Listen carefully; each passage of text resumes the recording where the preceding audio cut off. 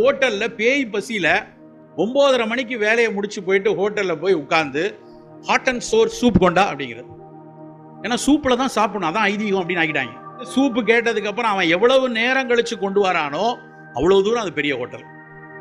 Soup கேட்டா 10 நிமிஷம், அந்த ஹோட்டலுக்கு போனா 10 நிமிஷம் ஆகுங்க அப்படின்னு சொல்லணும். அவன் நல்ல புளியும் காரமும் கொதியும் சேர்ந்து வரக்கூடிய சூப்பை சாப்பிட்டா அது சூப்பு கிடையாது, வயிற்றுக்கு வைக்கிற ஆப்பு.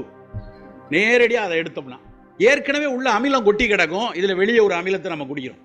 அவசியம் இல்லை. நமக்கான சூப்பு ரசம், அதைத்தான் நம்மால் நடுவில் வச்சிருக்கான். சாம்பாருக்கும் மோருக்கும் நடுவில் எதுக்கு ரசம் வச்சிருக்காங்க?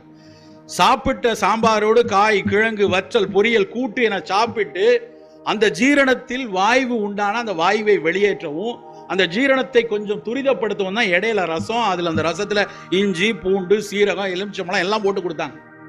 ஆனா அதை விட்டுட்டு நம்ம இப்படியான ஒரு கலாச்சாரத்துக்குள்ள போயிருக்கோம்.